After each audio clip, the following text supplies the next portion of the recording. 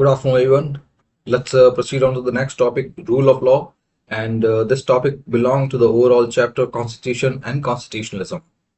And now, before proceeding, it's better that we have a quick recap of the first part. So, constitutionalism is the belief in the rule of law. So, constitutionalism believes that nobody is above the law and it is the law that reigns supreme. And then, in order to manifest this belief, we created a codified version of law that we call constitution. So, in short, constitutionalism is the belief in rule of law, and constitution is the codified version of that law. Now, you should not confuse codification with written form of constitution, because sometimes constitution exists in unwritten form as well. So in the case of United Kingdom, we have seen that वहाँ पे जो constitution है, it exists in unwritten form and it is spread over many parliamentary precedents. Okay, sometimes it is legal convention, sometimes it is judicial interpretations.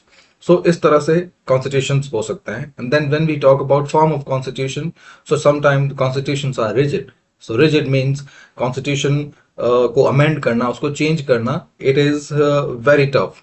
So वो जो rigidity है in amending procedure, it is brought about by making it tough to change the constitution, especially by integrating super majorities.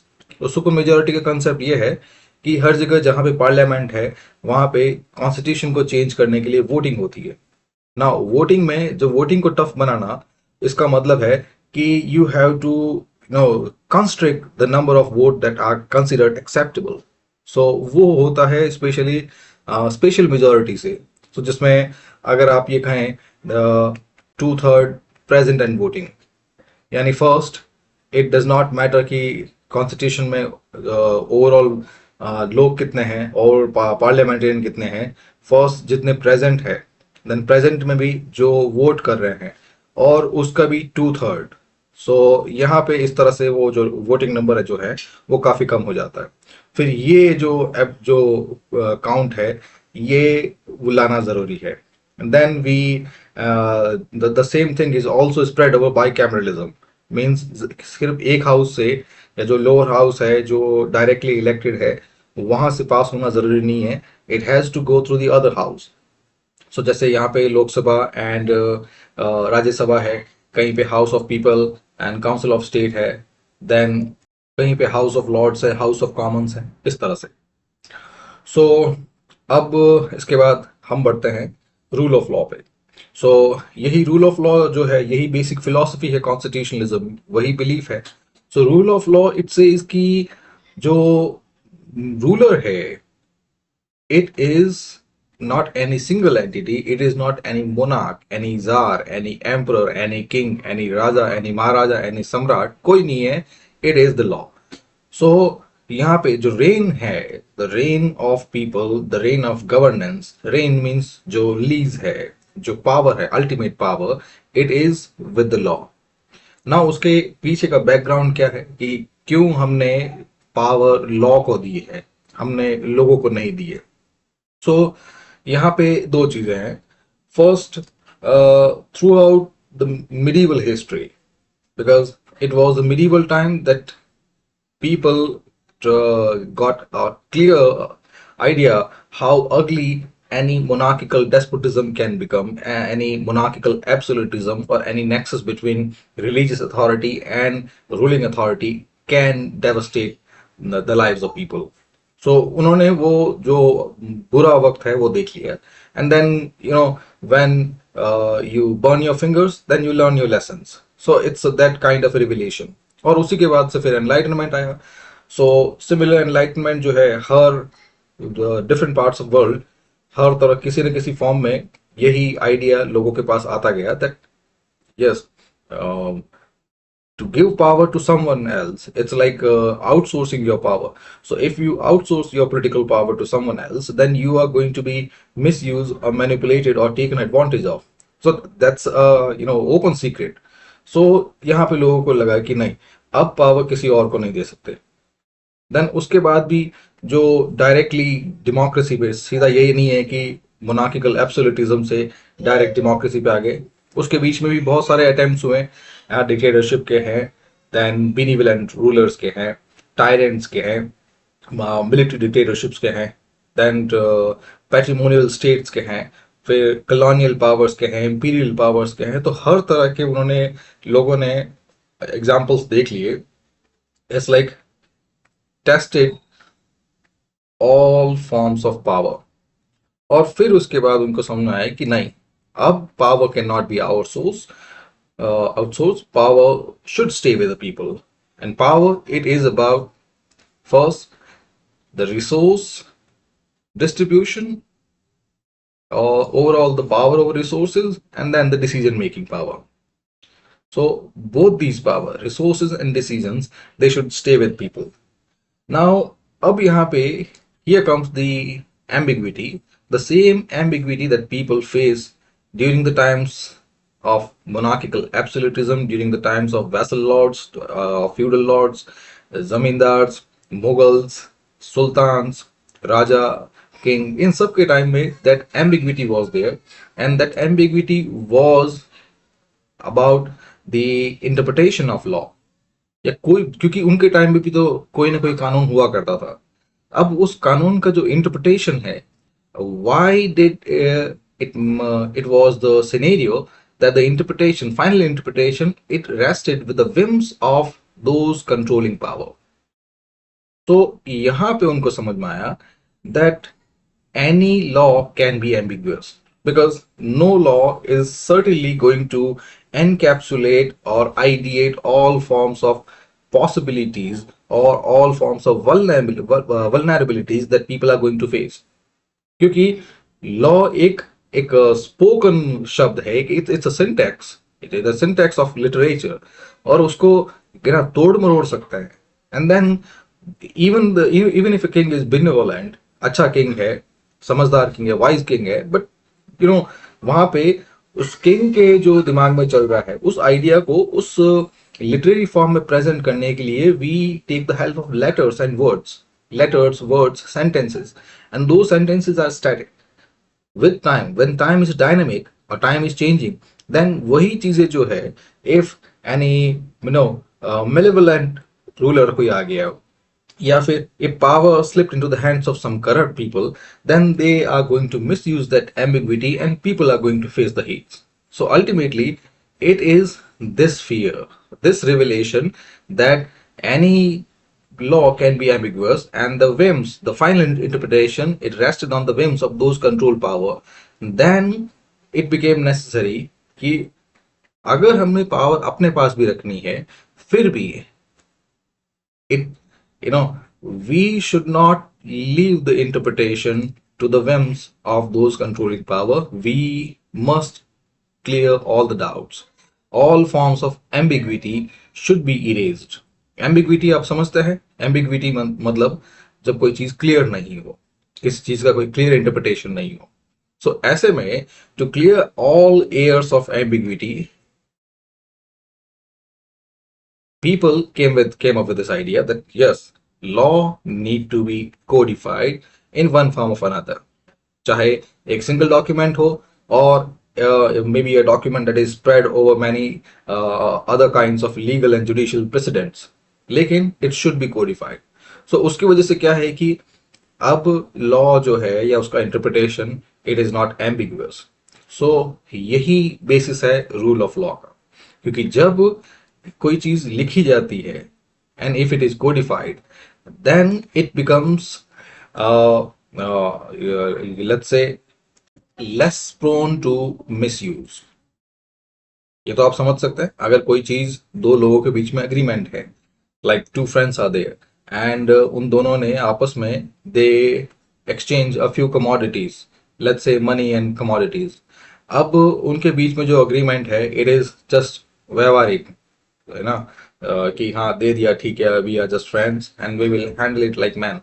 लेकिन बाद में जब time बेकार आया, तब दिस वन ही रिफ्यूज कि कौन सा एग्रीमेंट, कौन से पैसे, क्या प्रूफ है आपके पास।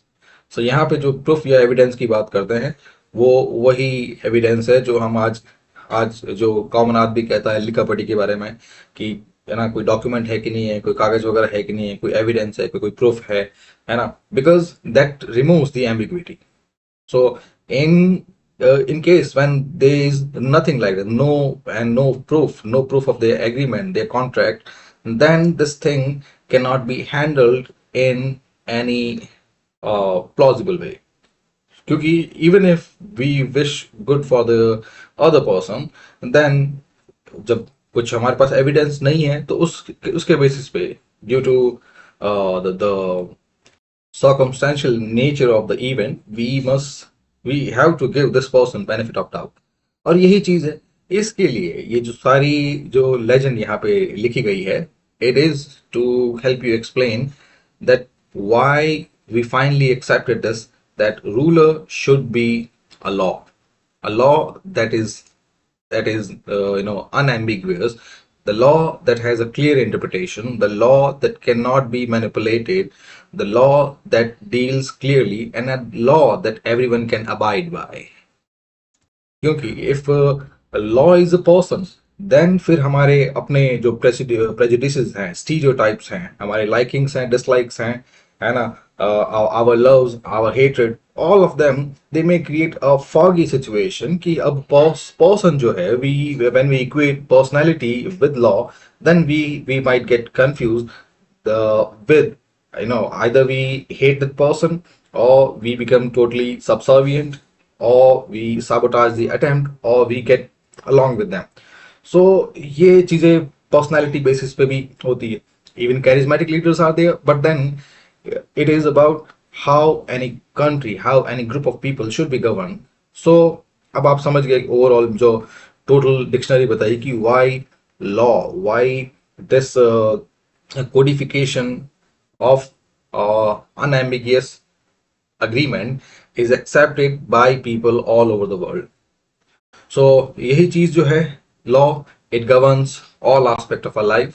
क्योंकि फिर अब यहाँ पे हम आ गए हैं बैकग्राउंड के बाद जब लोगों ने डिसाइड किया कि यस, अब हमें किसी पर्सन पे नहीं बट किसी रिटन डॉक्यूमेंट पे, किसी कोडिफाइड वर्जन पे हमें भरोसा करना होगा.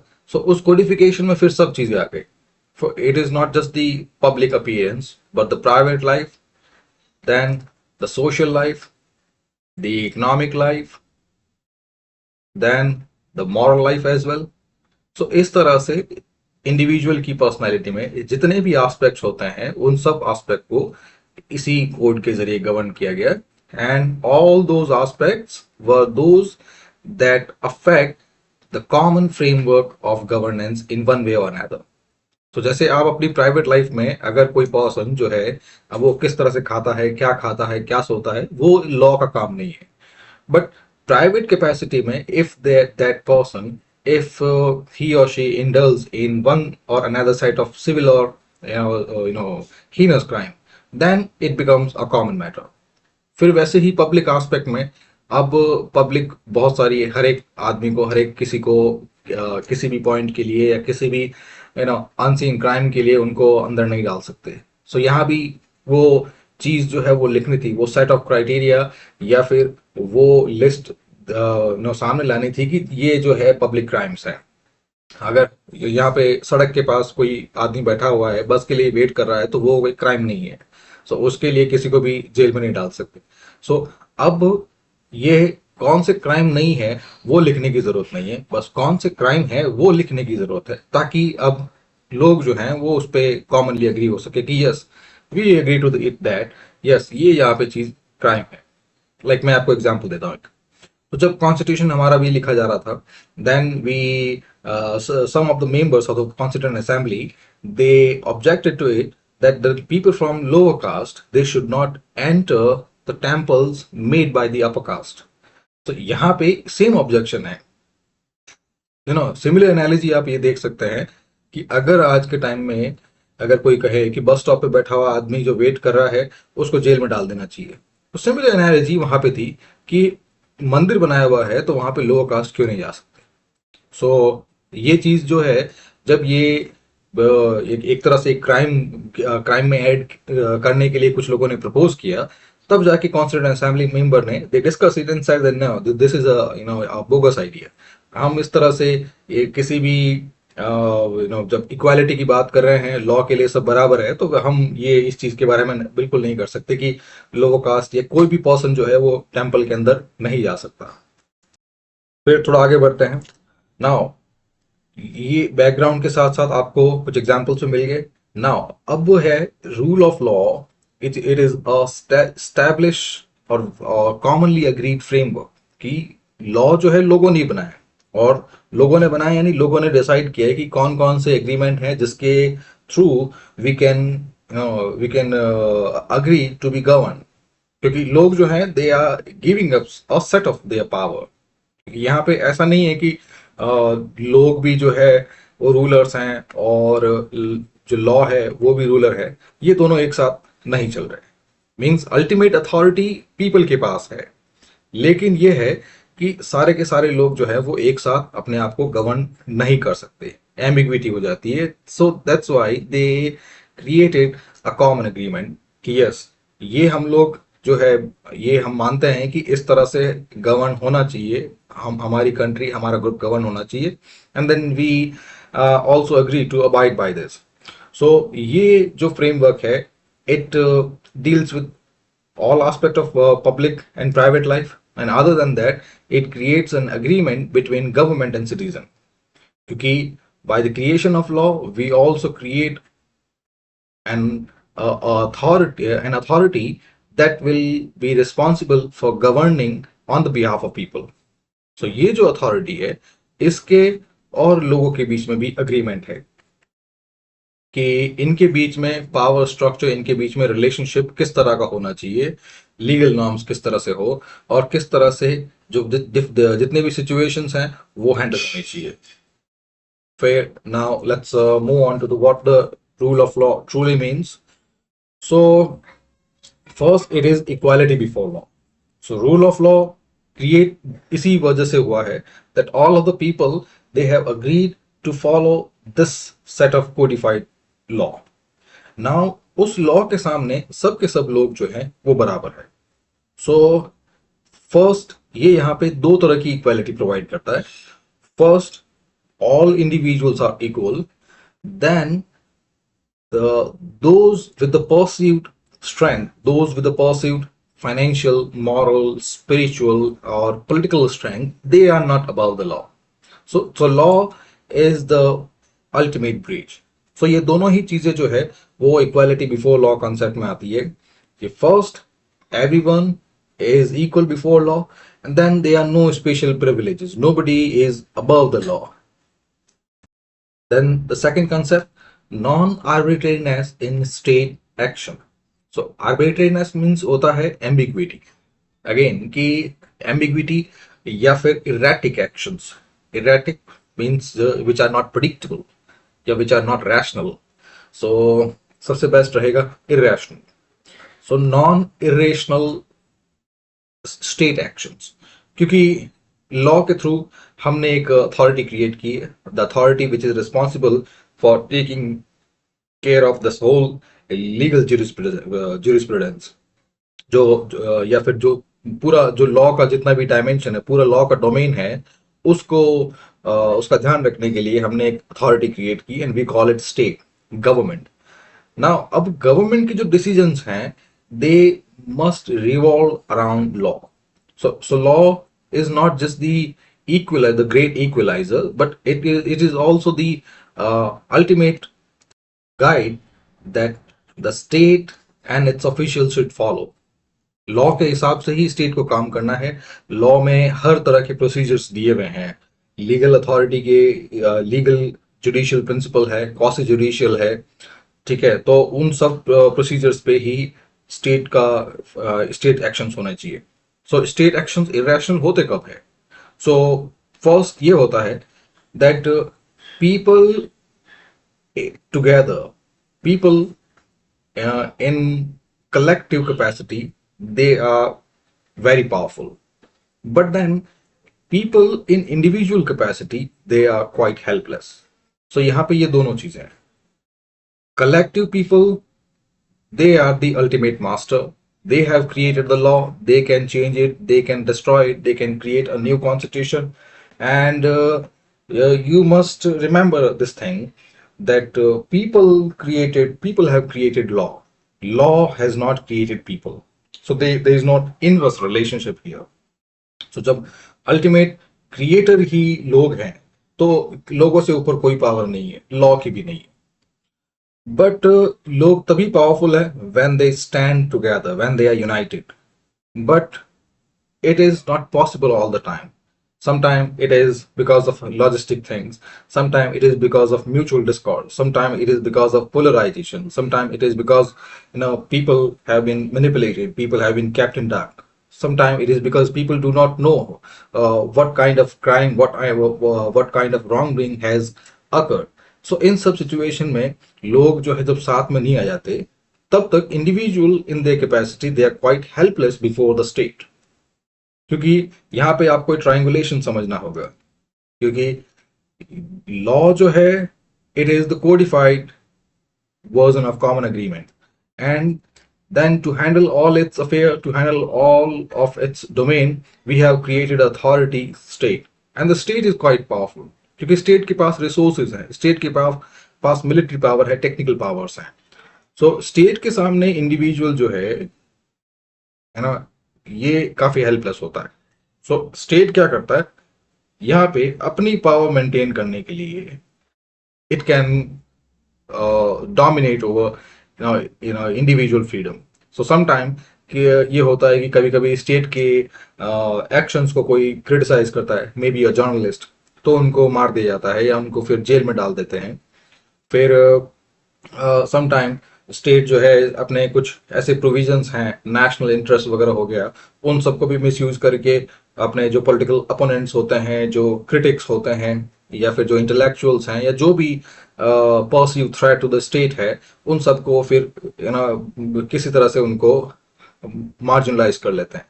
सो एक तरह से ये भी चीज जो है ये स्टेट के पास एक पावर है जो मिसयूज होती रहती है.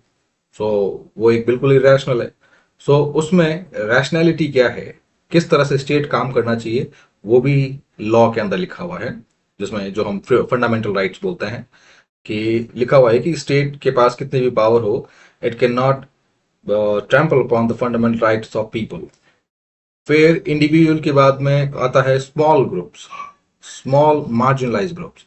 तो यहाँ पे मार्जिनलाइज ग्रुप्स जो है उनकी पावर जो है वो इंडिविजुअल से थोड़ी सी ज्यादा है, but mainstream ethnically diverse society के अंदर, या फिर society with highly twisted power hierarchy, उसमें फिर जो मार्जिनलाइज वॉइसेस जो होती है, even if they stand together, their marginalise voices sum up way lower than the combined voice of the dominant authority. So ऐसे में state it toes the line of the dominant classes, those who are way up in the power hierarchy.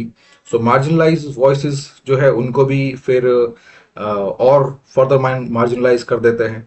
So ऐसा ना हो इसके लिए भी law के अंदर प्रोविजंस हैं, शेड्यूल कास्ट के लिए, शेड्यूल ट्राइब्स के लिए, वीमेन के लिए, उनके लिए कमीशंस हैं. सो ये जो है ये सब provisions they are to remove any kind of arbitrariness, irrationality, ambiguity in state actions. Then there is a third concept, procedural fairness and due process. Now, आप लोगों ने, क्योंकि जो यूजीसी के स्टूडेंट्स हैं, तो आप लोगों ने ड्यू प्रोसेस ऑफ लॉ समझ रखा होगा. ड्यू प्रोसेस ऑफ लॉ और the procedure. So procedure is the step by step guide to handle any legal question, and those legal question they can be policy, any bureaucratic decision making, या फिर कोई parliamentary proceedings हैं. सो ये सब जो है all forms of legal processes वो सब ट्रांसपेरेंट होनी चाहिए, कंसिस्टेंट एंड इम्पार्शियल. और उसके लिए जो स्टेप बाय स्टेप गाइड जो है it is known as due process of law. फिर उसके अंदर प्रोसीजरल फेयरनेस अगर होगी तो वो आप समझ सकते हैं, लाइक जो एक जो आइडिया है which is quite threatening and sometime which make people paralyze to act. So fear आप लोगों ने सुना होगा. Fear is an emotion a psychological emotion that that can compel people to act in a certain way. So जिन लोगों के पास डराने की ताकत होती है, so they usually have that psychological power over people for some time.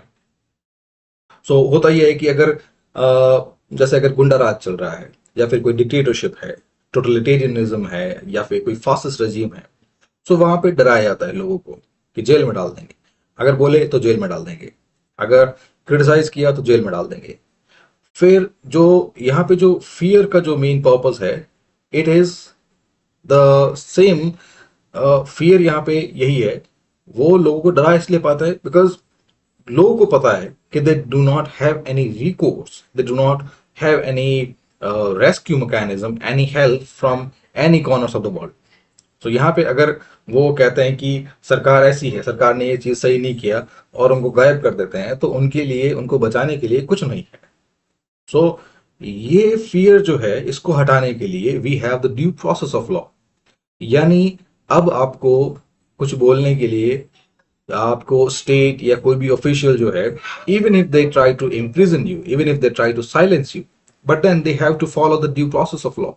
जैसे किसी भी अरेस्ट के अंदर होता है, तो यूजुअली आपको जब अरेस्ट करते हैं, then you have to be presented before any local magistrate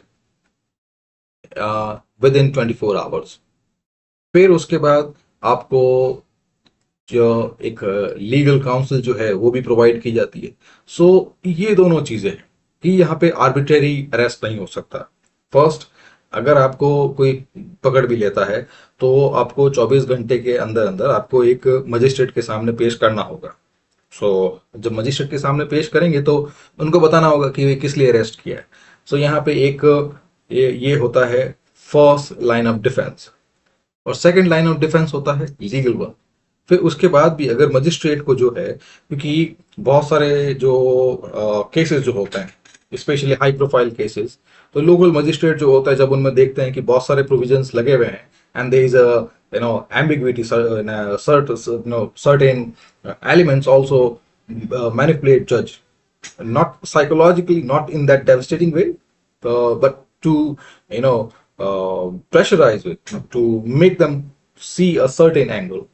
So ऐसे में मजिस्ट्रेट जो होता है, जब भी ऐसा कोई केस होता है जिसमें मजिस्ट्रेट को लगता है कि यस, थोड़ा सा भी थोड़े से भी चांस है कि this person is a criminal या might have committed a crime, so ऐसे में वो क्या करते हैं कि फिर यस ठीक है, इनको जुडिशियल कस्टडी में भेज दो. सो अब ऐसे केसेस में उसके बाद जो अक्यूज है उसको लीगल काउंसिल मिलता है. तो ये दोनों चीजें हैं जो ड्यू प्रोसेस ऑफ लॉ में आती है, जिसकी वजह से आपको कोई भी आर्बिट्रेरीली अरेस्ट नहीं कर सकता. फिर साथ में आपको फेयर ट्रायल भी मिलती है.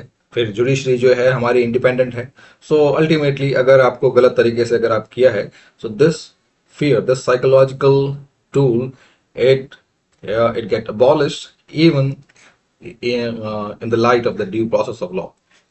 And finally, here comes the ultimate weapon, the accountability of public officials. So public officials means सारे ministers, whole council of ministers, जिसमें सारे minister, cabinet minister, state minister, and including prime minister, all of them. Then the permanent executive means bureaucracy. So नीचे अगर हम SDM से लेकर principal secretary तक, फिर जितने भी मिनिस्ट्रीज हैं, secretaries to the government of India है, असिस्टेंट सेक्रेटरीज हैं, या जितने भी जो पूरी जो गवर्नमेंट मशीनरी है, all of them, they are accountable because they are working within the framework of law. They are accountable to the people, and this accountability, it has been agreed upon and it has been mentioned clearly in law कि किस तरह से public officials जो होते हैं, they work within the limits created by law and they are answerable to law. फिर उसके लिए जुडिशियल रिव्यू है. तो जुडिशियल रिव्यू के अंदर क्या होता है कि अगर गवर्नमेंट स्टेट जो है, नाउ ये बढ़ने से पहले let me give you a 3-part division of government: legislature, executive and judiciary.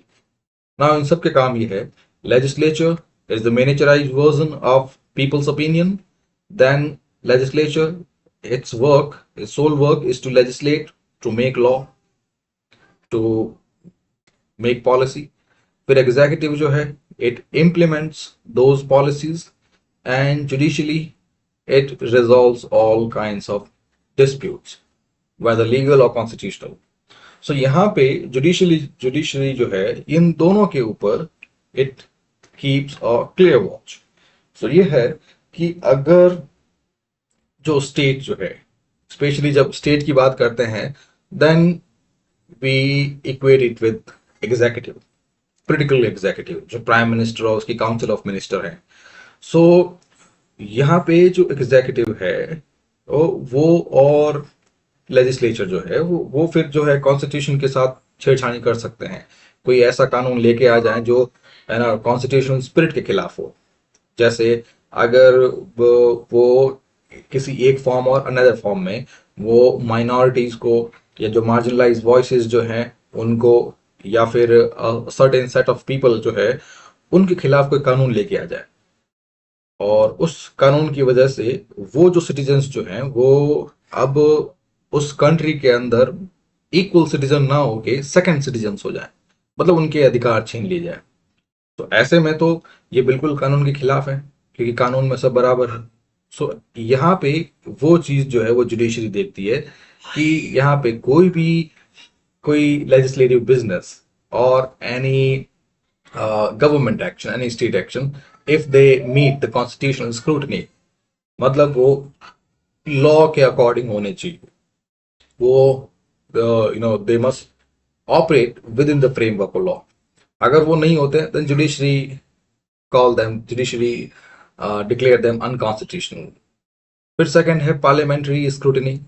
तो पार्लियामेंट्री स्क्रूटनी अब यहाँ पे लेजिस्लेचर एंड एग्जीक्यूटिव के बीच में देखते हैं. So we know legislature is the miniaturised version of people, many people, since diverse society के अंदर all of the people they have their own specialized tasks, they have their own occupation, and all the people are neither interested nor free to engage themselves in the legislative work. So we created a separate task, a separate set of people who are there to legislate on their behalf. So वो representatives जो हैं, parliamentarians या legislators, they sit in this legislature, और उनका काम जो है representation के अलावा लेजिस्लेट करना है, कानून बनाना है, पॉलिसी बनाना है. अब ये है कि यहाँ पे जो एग्जीक्यूटिव है, अब वो एग्जीक्यूटिव के पास फाइनेंशियल पर्स है. फाइनेंशियल पर्स मीन्स जो रिसोर्सेज आते हैं, टैक्सेस वगैरह आते हैं, वो उसकी चाबी एग्जीक्यूटिव के पास है. और वैसे आप लोग यूजीसी के स्टूडेंट हैं तो आप लोग फिर ये स्ट्रक्चर जानते हैं. Legislature, it is composed of Lok Sabha, Rajya Sabha and president. ये 3 पार्ट स्ट्रक्चर है. फिर अब ये है कि एग्जीक्यूटिव जो है, जिसको हम काउंसिल ऑफ मिनिस्टर बोलते हैं, council of minister also have a direct control over Lok Sabha through their majority. तो यहाँ पे ये होता है कि जो legislature, Lok Sabha and executive, both of them, they have their own integrated political leadership, political relationship between them, और उनके पास जो होता है पॉलिटिकल पर्स होता है. सो यहाँ पे ये एग्जीक्यूटिव जो है ये पैसा कहाँ खर्च करता है, किधर खर्च करता है, और क्या इसके डिसीजन सही है, ये सब जो है जवाब लेजिस्लेचर को देने होंगे. एंड सिंस लोकसभा और एग्जीक्यूटिव जो है they have their own integrate political relationship, so Lok Sabha is also responsible to the legislature overall and then to people. So ये एक कॉम्प्लेक्स चीज नहीं है, बस सिंपली समझना चाहें तो this executive, this council of minister, it is directly responsible to the legislature. तो उसमें इसके जितने भी एक्शंस हैं, इसके जो फाइनेंशियल कंट्रोल है, पैसा कहाँ खर्च करते हैं, पैसा कहाँ यूज कर रहे हैं, वो सब जो है पार्लियामेंट्री स्क्रूटनी में आता है. सब डिसीजंस वगैरह क्या बोला है, क्या कहा है, सो पार्लियामेंट्री स्क्रूटनी होती है. देन ऑडिट्स आर देयर, सो जो पर्स अगर है तो जिसके पास पर्स है और है ना किसी कंट्री का अगर टैक्स स्ट्रक्चर उसके पास, टैक्स रिसोर्सेज उसके पास है, सो वो पर्सन जो है या वो इलीट जो है वो anyway they are very rich people. अगर सारा पैसा अगर उनके पास है, इंडिया की बात करें तो it revolves between 24 to 30 lakh crore एक साल का। अब इतना पैसा जिसके पास है तो that they have lot of power. So वो पावर जो है वो मिसयूज ना हो इसके लिए they are accountable to the legislature, and यही अकाउंटेबिलिटी जो है it is known as parliamentary scrutiny और audits. Now let's move on to the substantive rule of law. Now इससे पहले जब मैंने आपको कहा है कि law is a common agreement that handles all aspect of life of an individual, जिसमें पब्लिक लाइफ भी है, then private life is there, social life is there, financial life is there, spiritual life is there, and then moral life is also there. ना यानी जो एक इंसान की जिंदगी में सुबह उठने से लेकर रात को सोने तक के जितने भी डायमेंशंस होते हैं वो सब के सब जो है वो लॉ हैंडल करता है। So law also handle this moral dimension. So moral dimension, so ये आइडिया जो है थोड़ा फिलोसफी में जाता है कि ये मॉरल डायमेंशन आता कहाँ से। Now we handle with the machineries। यहाँ पे हमें पता है कि ये बटन चालू करने से पंखा चालू होता है, और यहाँ पे लैपटॉप को फ्लैप ओपन करने से ये ऑन हो जाता है, फिर यहाँ पे पावर ऑन ऑफ कर सकते हैं। फोन की अगर बैटरी डाउन हो जाती है तो उसको चार्ज कर सकते हैं, फिर रिचार्ज खत्म हो तो रिचार्ज कर सकते हैं। सो इस तरह से we have that one step solution for one step technical solution. यहाँ पे ये जो जनरली हम टेक्निकल वर्ल्ड में देखते हैं, जो बिजनेस पर्पस में देखते हैं, पैसे दो ये लो। So that one step thing does not work in life because life has another moral dimension. That moral dimension is the distinguish the difference between what is right and wrong. ना ये philosophy की बात करते हैं तो philosophy फिर philosophy के तरीके से होती है। यहाँ पे फिर कोई one step one line solution नहीं होता। फिलॉसफी में lot of ambiguity is there because the depth of human psyche it is unfathomable. Unfathomable means उस चीज के जिसकी गहराई हम नहीं देख सकते। क्योंकि अगर फिलॉसफी में अगर हम जाएं, philosophy with human psychology, then we get three-part division of human psyche, human mind. So यहाँ पे जो conscious mind जो है, यानी जो मैं बोल रहा हूँ आप सुन रहे हैं, that's a conscious mind. Then there is a subconscious mind जो second level में जो mind होता है, जो that handles intermediate processes, and there is unconscious mind. So यहाँ पे these three divisions you can assume that ये जो divisions हैं they are the steps of memory processing, steps of processing memory। so, जो memories जो है process होते होते कॉन्शियस से सबकॉन्शियस में, सबकॉन्शियस से अनकॉन्शियस में, और इसी तरह से एक इंटीग्रेटेड रिलेशनशिप जो है sometime unconscious to conscious, unconscious to subconscious, इस तरह से ये एक बहुत ही a labyrinth, a web kind of relationship exists. So that's why I said it is unfathomable। और मेमोरी जो है ये भले ही मैंने एक टेक्निकल वर्ड यूज किया है, बट इसी मेमोरी के अंदर एक्सपीरियंसेस भी हैं, इमोशंस भी हैं, पेन्स हैं, शॉक्स हैं, ट्रॉमा है, जॉयज हैं, है ना, ब्लिस है, that sometime emptiness and void है, समटाइम क्लियर फीलिंग है, समटाइम दैट ब्लर्ड एक्सपीरियंसेस हैं। तो जो भी है हमारे ह्यूमन एक्सपीरियंसेस हैं, उनमें ये साइके जो है it governs the difference between right and wrong. ये हमें बताता रहता है कि क्या चीज सही है, क्या गलत है। अब वो जो सही और गलत जो है, ये जब सब लोग एग्री हो जाते हैं कि यस, हमने भी फील किया है कि जब हम किसी के साथ बुरा करते हैं तो हमें बहुत ही पछतावा होता है, वी फील दैट गिल्ट। सो जब the same emotion has been amplified and shared across a lot many people, so that forms a part of collective consciousness। और कलेक्टिव कॉन्शियसनेस मीन्स सारे लोग जो है उस चीज पे अग्री हो रहे हैं कि यस, अगर हम किसी बच्चे को बिना बिना बात के उसको अगर हम डांट देते हैं तो वो गलत है। फिर उसके बाद दे ऑल्सो अग्री कि अगर हम किसी भूखे नंगे को अगर हम मरने के लिए छोड़ दें तो वो तो और भी गलत है। सो इस तरह से जो मॉरल लैंडस्केप है वो हमारा क्रिएट हुआ। अब वही मॉरल लैंडस्केप जो है वो रूल ऑफ लॉ में है, बिकॉज अब हम समझ गए कि law is not just switch and fan relationship कि बटन ऑन किया तो पंखा चालू हो गया, क्योंकि law is not only the agreement, the common agreement between people, but it is also the framework about the changing times. Means यहाँ पे दो चीजें हैं। फर्स्ट, हम साथ में रह रहे हैं जितने भी लोग हैं, हमने कहा कि ये हमारी कॉमन चीजें हैं जो हमें कॉमन लेवल पे अफेक्ट करती है। लाइक इंफ्रास्ट्रक्चर हो गया कि सड़कें बने तो सब लोग जो है अपना अपना धंधा कर सकते हैं, कमा के खा सकते हैं। फिर यही है, एजुकेशनल इंस्टीट्यूशन है तो हमारे बच्चे जो है वो पढ़ सकते हैं, हमारे बच्चे अपने लिए एक अच्छा फ्यूचर क्रिएट कर सकते हैं। फिर पुलिसिंग अथॉरिटी की हमारी जो बहू बेटियां जो है वो घूम सकती है, दे कैन हैव फ्रीडम, और उनके साथ ही they can have the security.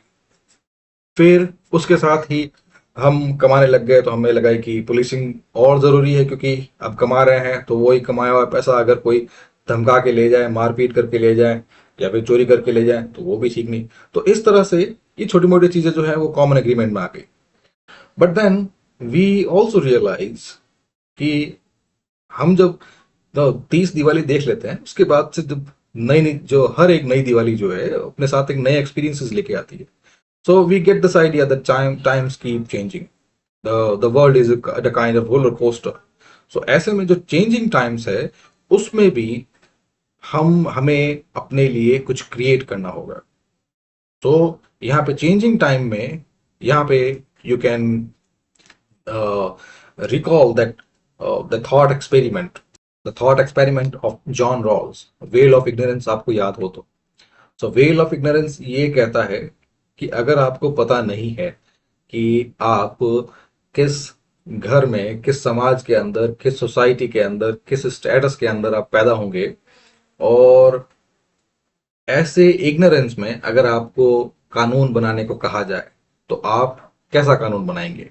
A just one और एन अनजस्ट वन। मीन्स एक कानून जिसके अंदर सबको बराबरी मिले, सबको जस्टिस मिले, या ऐसा कानून जिसमें पावर जो है वो पावरफुल लोगों के पास रहे।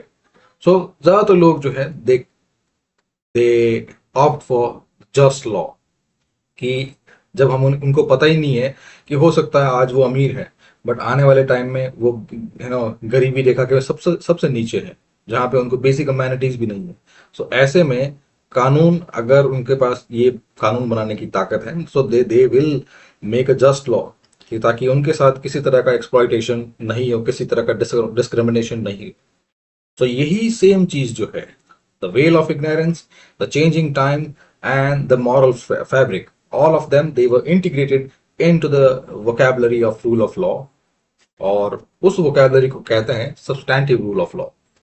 So, in short, law it should be just, it should be inclusive, mean सब लोगों के लिए बराबर हो, and the grievances, the aspirations, the demands, or the problems of all the people, they must be addressed and compatible with human dignity. कि इस ऐसा नहीं, ऐसा कोई कानून नहीं हो कि इंसानों को जानवरों की जिंदगी जीनी पड़े। सो ये जो प्रोविजन जब ऐड करते हैं, then we are talking about the substantive rule of law. So हमारे पास इसके एग्जांपल हैं, जैसे साउथ अफ्रीका में अपार्थाइड रेजिम है, द नाज़ी जर्मनी है। सो साउथ अफ्रीका में this was against white minority versus the black majority. The Nazi Germany के अंदर it was against the Nordic Aryan versus everyone, not only the Jews, versus everyone, those were that were not assumed, that were not considered fit enough. With colonial regimes में again a psychological warfare between the intruder, the invaders versus the host communities. सो इन सब के अंदर वो exploitation, वो discrimination, वो था किसी कहीं भी वो जो सब्सटैंटिव वर्जन जो है, जो मोरालिटी जो है, वो कहीं नहीं दिखी।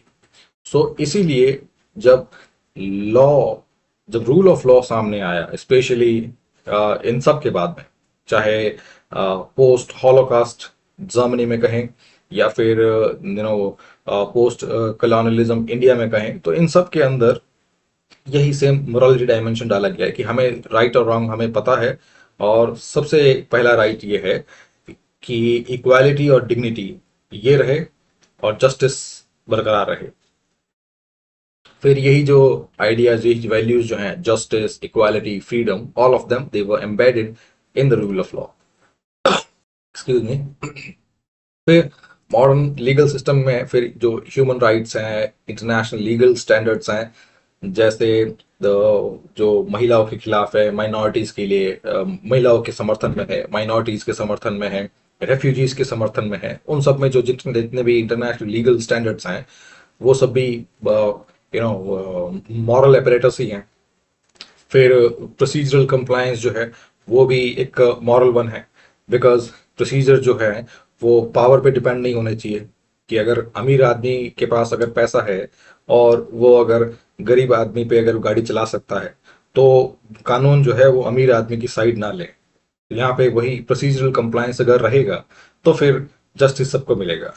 सो यही सब्सटैंटिव वर्जन जो है, it also suggest a transformative capacity of constitution which is called transformative constitutionalism, कि यहाँ पे we can transcend the historical injustices. We can create a new world, a new vocabulary in which we not only move away from the historical experience and the pain associated with it, but we also rise from it.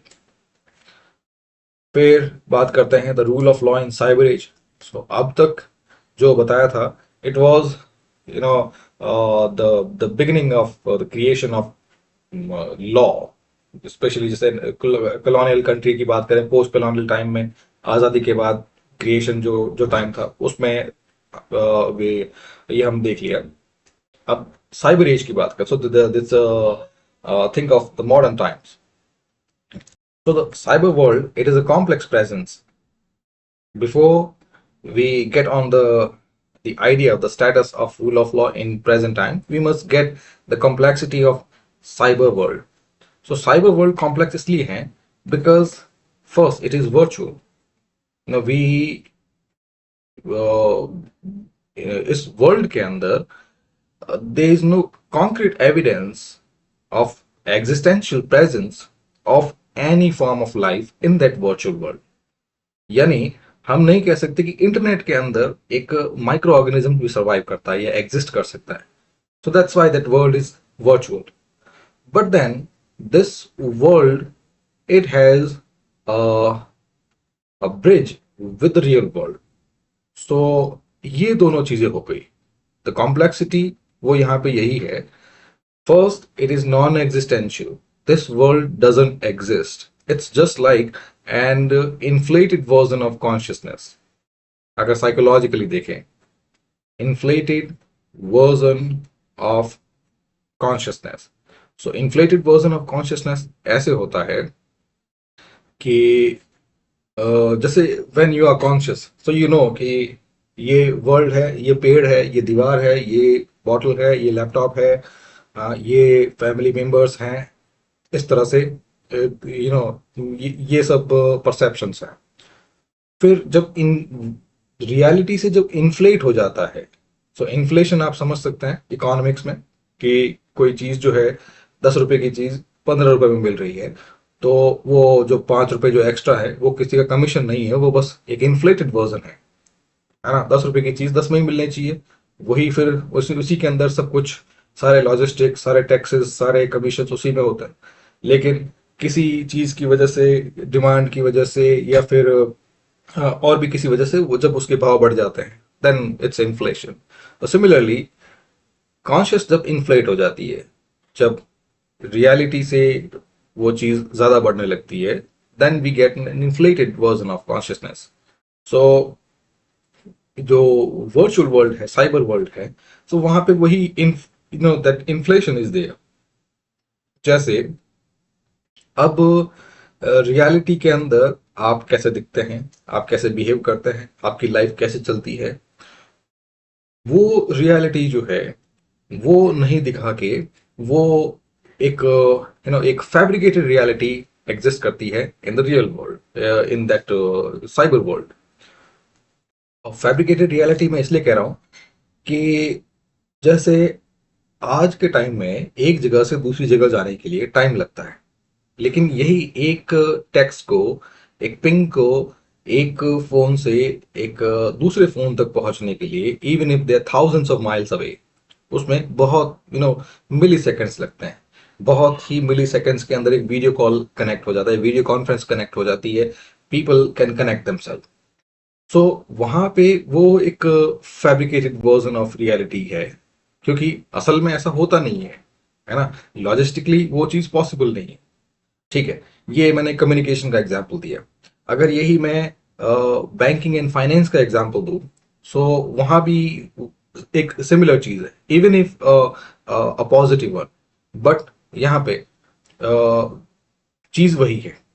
अगर transaction किसी के बीच में होना है, दो लोगों के बीच में होना है, तो real transaction will take time, but a digital transaction will not take will not keep you waiting. So यही सिमिलर आप हर एक चीज में देखते हैं। सोशल मीडिया की बात करें तो वहां भी जो भी अपीयरेंसेस हैं, most of them they are altered, fabricated, और maybe they are modified. क्योंकि बिल्कुल की जो रियलिटी जो है, हम जानते हैं, हम जैसे जो एग्जिस्ट करते हैं, हम जानते हैं कि असल में रियलिटी कैसी होती है। सो ये कॉम्प्लेक्सिटी है साइबर वर्ल्ड की, that it is virtual, we can attach ourselves to it, but our attachment is to an inflated version, a version that does not exist. So social media और privacy right उनमें जब बात करें, so that bridge becomes quite threatening, क्योंकि when we get attached to that virtual world that does not exist, so even if that that thing help in our escape, but all forms of escape with time they become addictions psychologically. So यहाँ भी एक similar चीज है। Our bridge, our sophistication, our convenience have got us attached to this virtual world psychologically, and this attachment, it has created us an escape world, and that escape world has created our addictions to it. Now अब आप कहेंगे कि rule of law में addictions कहां से आ गए, तो वो जो एस्केप एंड एडिक्शन है वो यहां पे, the rise of digital surveillance. Now digital surveillance मतलब ये है कि the state is watching, the government is watching your digital activity. आप किससे बात कर रहे हैं, आप डिजिटली कहाँ कहाँ मूव कर रहे हैं, कहाँ कहाँ आपके अकाउंट्स हैं, आपके जितने भी पर्सनल जो डॉक्यूमेंट्स हैं, वो सब, उन सब पे निगरानी रखी जा रही है, specially if the state considered you a threat, so that digital surveillance is there. Now अब ये सोचिए कि किसी पे कंट्रोल कैसे रख सकते हैं, किसी पर्सन पे जब वो मूव करेगा तभी कंट्रोल रखेंगे। अगर अपने घर के अंदर ही वो चारपाई पे सो रहा है, ठीक है, या फिर अपने घर के अंदर, अपने कमरे के अंदर ही है और कोई कांटेक्ट नहीं है, तो फिर वो सर्वेलेंस किसी काम का ही नहीं है। क्योंकि अल्टीमेटली जो फीड जो है वो डे इन डे लॉन्ग वो सेम फीड है कि क्या कर रहा है, अपने घर के अंदर है, क्या कर रहा है, खाना खा रहा है, चारपाई पे सो रहा है, अपना काम कर रहा है, स्टडी कर रहा है ना, that feed will come empty, and ultimately the surveillance, वो जितने भी रिसोर्सेज उसके साथ होंगे, they will of no use. But digital surveillance, it's massive feed. Massive feed ये है कि अब यहाँ पे किसी को मॉनिटरिंग के लिए लगाने की भी जरूरत नहीं है। Then since you are addicted, you already there, you already moving, आप यहाँ पे डिफरेंट अकाउंट्स में, डिफरेंट पिक्चर्स के साथ में, different document, different personal data, you are just feeding your own data. So वहां पे स्टेट को कुछ करने की जरूरत नहीं है, स्टेट को सिर्फ जो है स्क्रीन खुली रखनी है। Then you are you presenting yourself, आप सारी की सारी फीड दे रहे हैं, कहाँ जा रहे हैं, क्या खा रहे हैं, जोमेटो से क्या ऑर्डर किया है, किस डिजिटल शॉप से आपने कितने डिस्काउंट पे कौन सी चीज ली है, ये सब चीजें आपके डिजिटली मॉनिटर हो रही है। और वो सब किस लिए? Because you have been involuntarily attach to this virtual world. फिर ये है, जब when you try, you start attaching yourself emotionally to this virtual world, then this becomes a part of you, and inflated but a part of your consciousness. So yani, even if that world doesn't exist, but according to you, according to your thoughts, this world exists. So ऐसे world के अंदर अगर ये world exist करता है तो world के rules भी उस पर लागू होते हैं। यानी उस वर्ल्ड में आप भी इंसान हैं, आप इंसान हैं तो आपके ऊपर कोई कंट्रोल कर सकता है। एंड जो रियल फिजिकल वर्ल्ड में जो अथॉरिटेरियनिज्म है, जिसमें authoritarian powers, they use physical powers, military powers, machinery, bombs, bazooka, rocket launchers, वो सब जो है वही चीजें जो है वो साइबर वर्ल्ड के अंदर भी आप पे यूज कर रहे हैं। And it's just because of that belief, your attachment, you are that bridge that gets psychologically attached to the virtual world that doesn't exist. And since you are psychologically there, then you can be psychologically controlled. So authoritarianism is that kind of psychological control. And the emergency governance. Now emergency governance, ये जो है cyber as के अंदर, ये एक different provision है, but it is also attach to that psychological dimension. So हर एक स्टेट को लॉ ने इमरजेंसी प्रोविजंस दिए हुए हैं। इमरजेंसी प्रोविजंस जैसे इंडिया के कॉन्स्टिट्यूशन में 352 है, 356 है, 360 है। सो ये इमरजेंसी प्रोविजंस है अनफोर्सिंग सर्कमस्टांसेस के लिए, जब the executive needs cohesion and unity, massive kind of unity that must be there in those pressing times. So ऐसे में सरकार इमरजेंसी लागू कर सकती है। अब अगर सरकार उन इमरजेंसी प्रोविजंस का मिसयूज करने लग जाए, बहुत बार जब मन किया तब उन्हीं एम्बिग्यूअस प्रोविजंस को यूज करके बार बार इमरजेंसी लागू कर रही है, और जब साइबर वर्ल्ड है and people are latch on to that cyber world without having any hybrid form, कि एक फॉर्म होता है जिसमें cyber world is just another tool, like जैसे सिर्फ आप फाइनेंस बैंकिंग के लिए यूज कर रहे हैं या फिर सोशल मीडिया कम्युनिकेशन के लिए यूज कर रहे हैं। So it's like you are living in the real world. And जिस तरह से पोस्ट ऑफिस होता है, या फिर जो पहले के टाइम में जो टेलीग्राम हुआ करते थे, टेलीग्राम हो गया, मैसेंजर्स हो गए, सो उसी तरह से these are the tools only. So यहाँ पे कोई साइकोलॉजिकल डायमेंशन नहीं है, because you exist in that reality. And वो हाइब्रिड फॉर्म, उसमें फिर ये चीज लागू नहीं होती।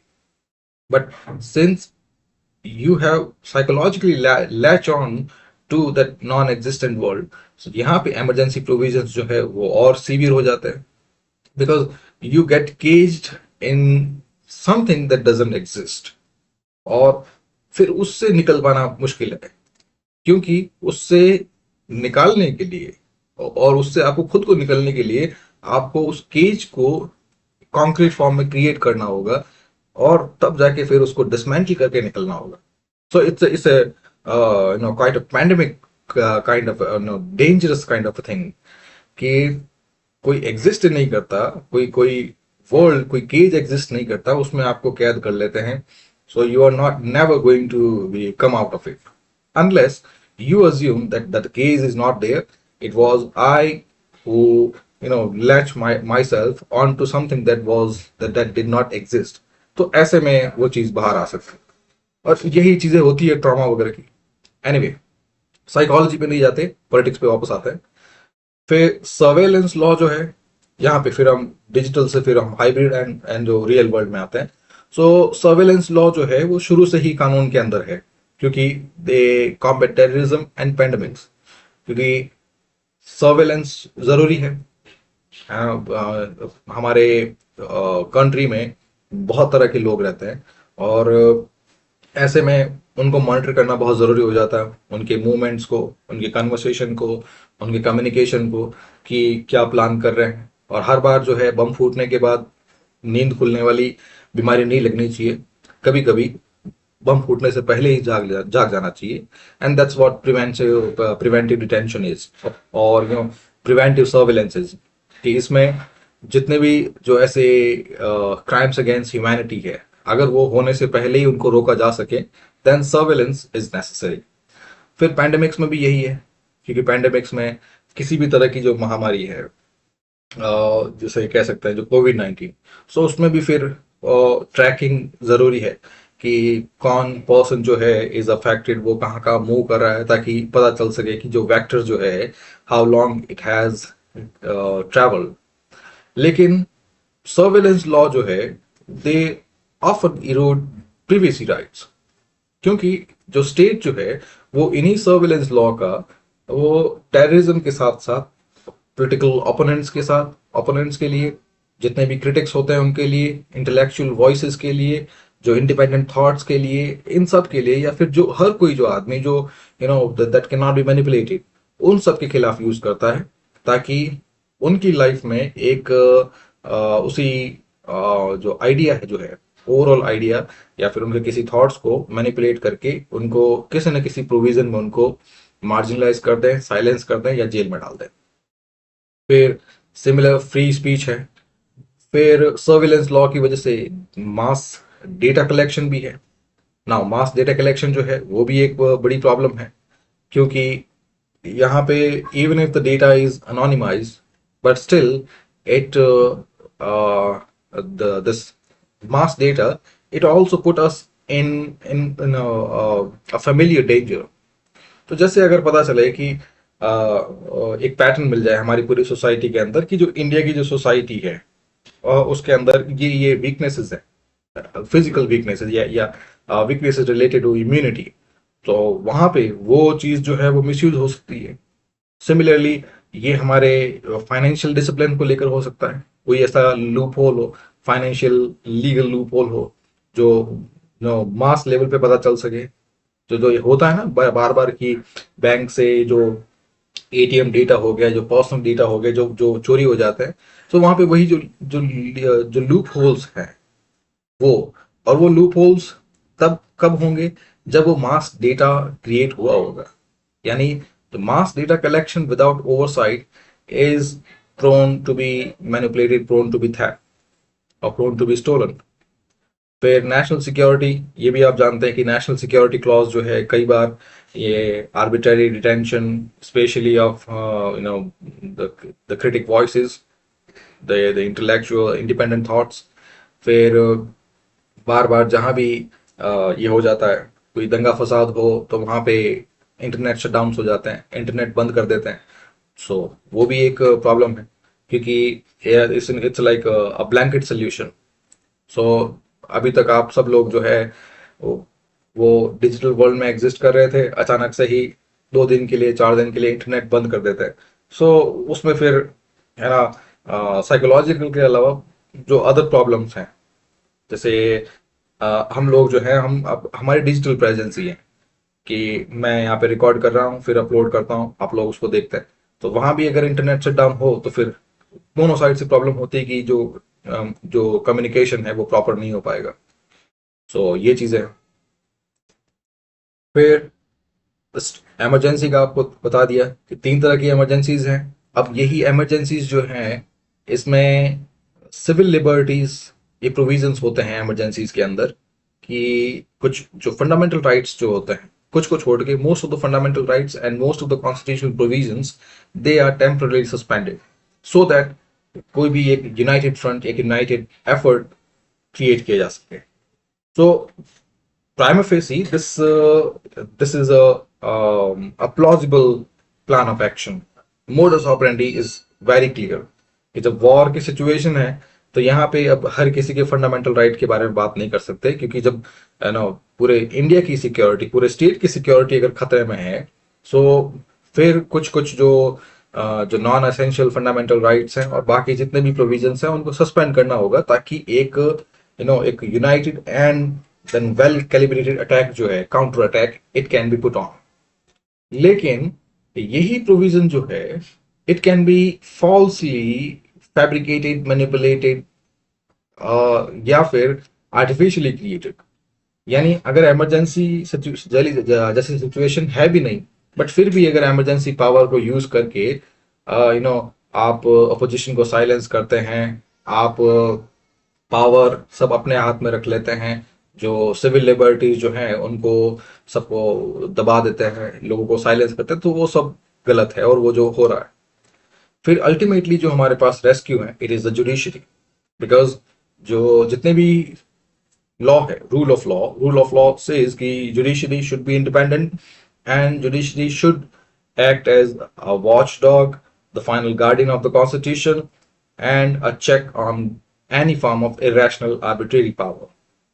क्योंकि अगर जुडिशरी के पास वो गार्जियनशिप है रूल ऑफ लॉ की, तो judiciary will not never allow violation of civil liberties, it will not allow itself be trampled by excessive powers, and it will also declare all such irrational decisions, irrational constitutional, irrational legal provisions to be unconstitutional, क्योंकि वो judiciary का अपना existence जो है वो rule of law के साथ जुड़ा हुआ है ना। दो both of them they are interrelated, इन दोनों का एग्जिस्टेंस एक दूसरे के साथ है।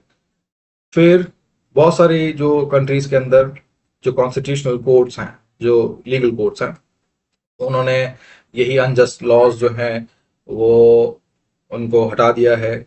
Many legislative businesses, many executive actions have been declared unconstitutional. They have protected minority rights and also strictly enforced constitutional boundaries. ठीक है। और यही सेम जो है इंडिया, जर्मनी, कोलंबिया, केन्या, हर constitution, even the constitutional court of Pakistan, it recently outraged and enforced never before seen precedent. इसने वहां की जो ऑल द पावरफुल जो आईएसआई है, पाकिस्तानी मिलिट्री, उसके खिलाफ डिसीजन दिया। सो बिकॉज कॉन्स्टिट्यूशनल कोर्ट जो है वो उनकी पावर है ये, और यही उनकी, क्योंकि उनका खुद का एग्जिस्टेंस यहाँ पे स्टेक पे है। फिर लेकिन अभी रिसेंटली जो है बहुत सारे जो कॉन्स्टिट्यूशनल कोर्ट्स हैं, they have come under threat because of court packing. Court packing में क्या करते हैं, क्योंकि जो principle of checks and balances जो है, लेजिस्लेटिव, एग्जीक्यूटिव एंड जुडिशरी, तो इसमें जो जुडिशियल अपॉइंटमेंट जो है ये होता है एग्जीक्यूटिव के थ्रू, काउंसिल ऑफ मिनिस्टर के थ्रू। तो यहाँ पे काउंसिल ऑफ मिनिस्टर क्या करती है, जुडिशरी के अंदर जो फेवरेबल जो होते हैं, प्लायबल एंड कंप्लायंट जजेस जो होते हैं, उन्हीं को ही अपॉइंट करती है। और इस तरह से सिर्फ जो कंप्लायंट एंड कमिटेड जजेस जो हैं, उन सब की जो टीम जो है, उनकी पूरी जो बास्केट है, it appears like court has been packed with the sycophants, packed with the committed judges. फिर political appointments. So political appointments में ये होता है कि जजेस जो है उनको ये कहते हैं कि आपके रिटायरमेंट के बाद आपको किसी कमीशन के अंदर या किसी स्टेट की गवर्नरशिप के अंदर या कोई भी इवन राज्यसभा के अंदर आपको वापस एक एंट्री मिल जाएगी, और पावर एंड पॉक्स भी होता है। सो ये भी एक इसकी वजह से भी जो जजेस जो है they toe the line of the state officials. फिर उसके बाद भी अगर जुडिशरी अगर बरकरार रहती है तो budgetary constants. So even if जो जजेस की जो सैलरीज जो है, they are not trampled, they are not tampered with. जजेस की जो सैलरीज और इंसेंटिव्स वगैरह जो है वो they are never voted upon, वो सीधे ही कंसोलिडेटेड फंड ऑफ इंडिया से उनके पास आते हैं ताकि जुडिशरी की इंडिपेंडेंस मेंटेन हो सके। बट देन उसके अलावा जो जुडिशियल एक्सपेंशंस हैं, लाइक ब्रांचेस हो गया, जो इंफ्रास्ट्रक्चर हो गया, जो उनके जो लीगल वर्क्स हैं, उनके लिए जो कुछ एडवांसमेंट है, इवोल्यूशन है, कुछ ऐसी चीजें हैं जिसकी वजह से जो जुडिशरी जो है it can expand itself, it can work in a better way, उसके लिए जो बजट चाहिए, अब वो बजट रोक लेते हैं। और फाइनली जो जजेस जो है they still avoid these three, उनको फिर धमका देते हैं। तो ये सब जो है they are tool to weaken judiciary's autonomy, but still constitutionalism or and the independence of judiciary, it is still there, even if it is flickering. So this is it. Next topic के अंदर हम judicial independence पे जाएंगे. तो thank you.